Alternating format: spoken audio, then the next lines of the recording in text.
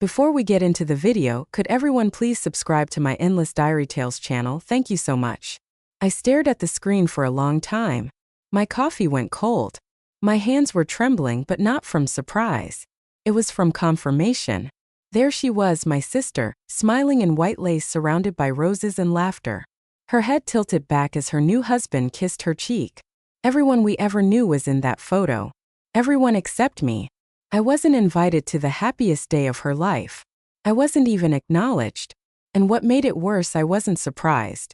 My name is Claire, and I'm 34 years old. Old enough to know that silence can scream louder than words. I was once her maid of honor in every dream we had. Then she married my high school bully and erased me completely. We used to plan our weddings together, you know? We made veils out of pillowcases, danced in the backyard barefoot, and said things like, "If we marry on the same day, we'll share the venue." I was the older sister by 2 years, but she was always the brighter flame, and I never minded flickering behind her. We even recorded a cassette tape when we were 10 and 12. It was silly, high-pitched, and precious. On it, we swore no man would ever come between us and we'd walk each other down the aisle no matter what. Forever sisters, forever best friends. It hurts more when people break promises they made as children because back then they really meant it. Things didn't start to unravel all at once. It wasn't a clean tear. It was a slow rot. It began with a boy, Liam. He transferred to our school in junior year. All perfect hair and fake smiles. The kind of guy who flirted with teachers and cheated on tests. He also made my life hell. He spread a rumor that I had a thing for one of the gym teachers. Said I'd been caught doing things in the locker room. I absolutely hadn't. It ruined me. People looked at me differently for months. My reputation tanked. I skipped prom because I couldn't stand the whispers. And when I found out it was Liam behind it, I confronted him. He laughed, said it was just a joke, said, "You should have taken it as a compliment." I never forgot that smirk. So when my sister started dating him 2 years later, yes, 2 years, I thought it was a cruel coincidence, but it wasn't. I remember the first time I tried to tell her. We were having lunch, just the two of us. She looked happy, glowing even. And I, being the cautious, protective big sister, said, "Just be careful with Liam. He's not who you think he is." She put her fork down slowly and looked me in the eye. "You've always hated guys I liked. Just admit it. You're jealous." That word, jealous. She used it like a knife. I didn't say anything after that. I didn't go digging. I didn't bring it up again because when someone you love chooses not to believe you, no amount of proof can change their mind. But it got worse. At a family dinner one summer, Liam was there, seated like a golden boy at the head of the table.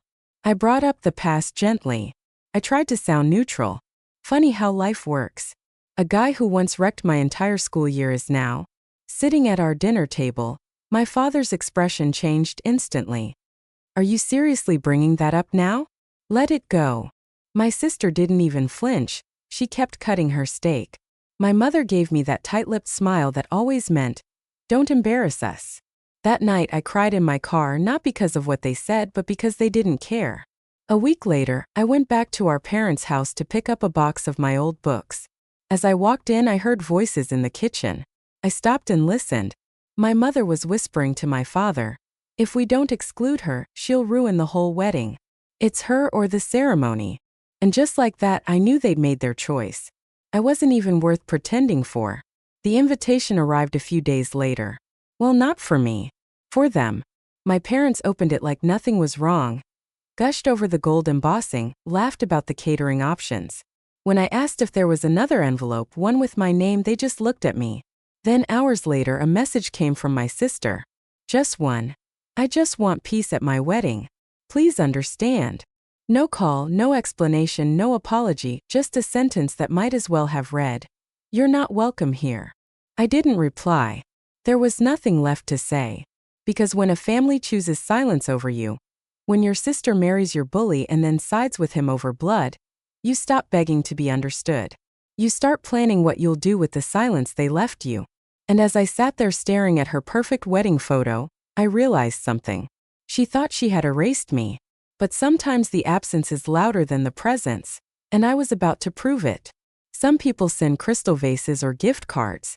Some show up with speeches and champagne flutes. Me? I sent silence packaged in ribbon sealed with memory.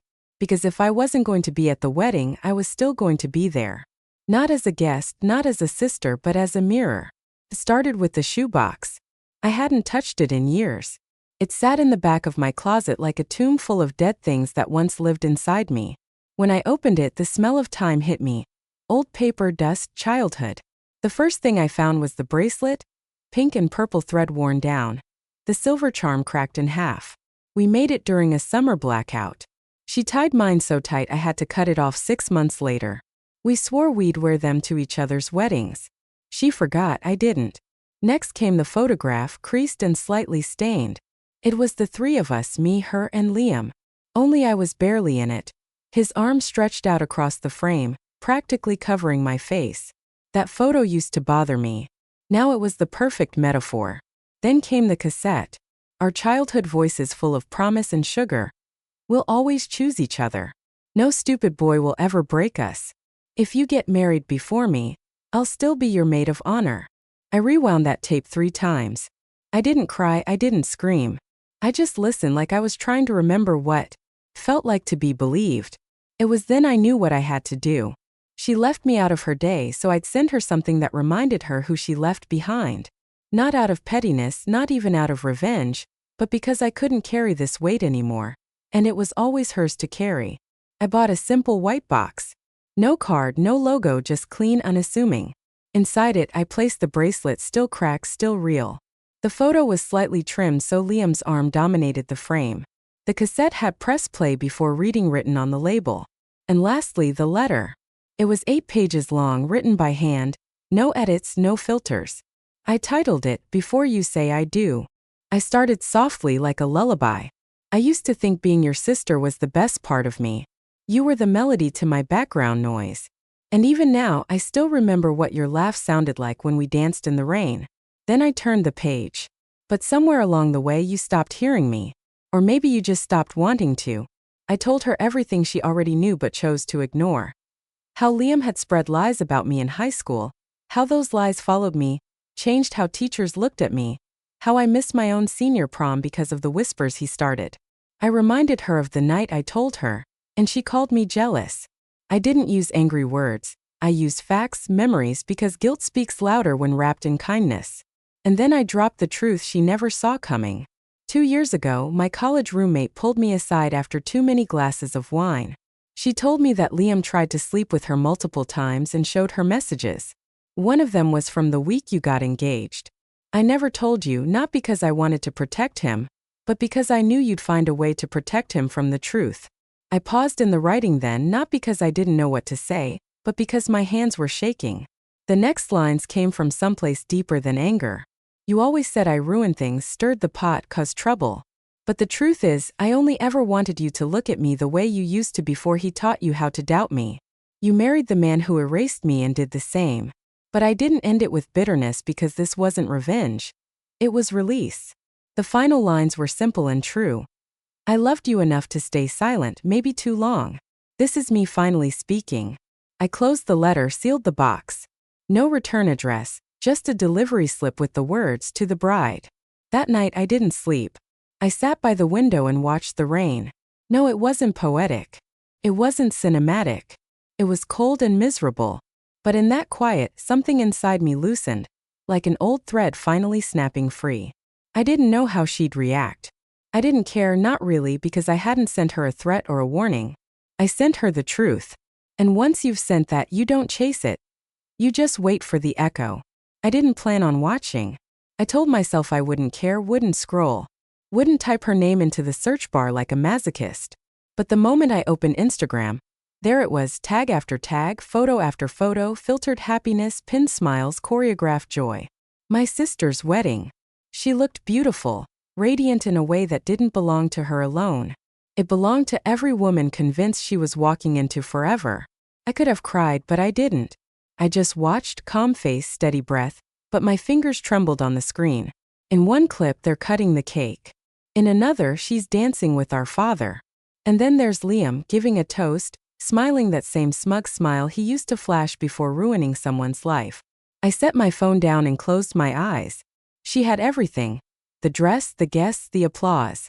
But I had something too. The truth, and it was on its way. It arrived sometime after the champagne was poured and the speeches ended mid-reception. Perfect timing. The courier stepped inside like any other hired hand. Pressed shirt, clipboard, blank expression. The box wasn't labeled, no card, just clean white packaging with a note on top. To the bride. Her maid of honor brought it to her with a curious smile. The crowd leaned in, thinking it was from some distant relative or old friend. She peeled back the wrapping slowly. First, the bracelet. She froze.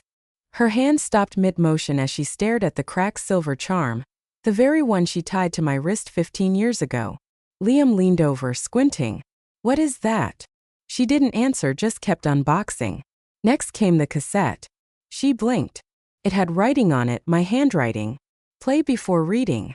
Her lips parted, her breath caught, but she didn't play it. She set it aside with trembling fingers and pulled out the next item. A folded sheet of paper, the printed copy of the rumor Liam wrote all those years ago. Some guests noticed, some didn't. But the moment she reached the letter, the one marked in black ink, "Before you say I do," the energy in the room changed. She opened it and began to read. At first, it was silent, just her voice low and steady, speaking aloud the words I had written in my own storm. "I used to think being your sister was the best part of me." People turned, conversations paused, the DJ stopped the music. She kept reading, "But somewhere along the way you stopped hearing me. Or maybe you just stopped wanting to." Her voice cracked. Her hands began to shake. Then she reached the next line. "2 years ago my college roommate pulled me aside. She told me Liam tried to sleep with her the same week you got engaged." Gasps. A glass shattered somewhere in the background. The air turned razor sharp. Liam's expression shifted from confusion to dread. "I never told you. Not because I wanted to protect him, but because I knew you'd protect him from the truth." He lunged. "That's a lie," Liam barked, grabbing at the letter. "She's lying. This is her being bitter again." But it was too late. People had heard enough.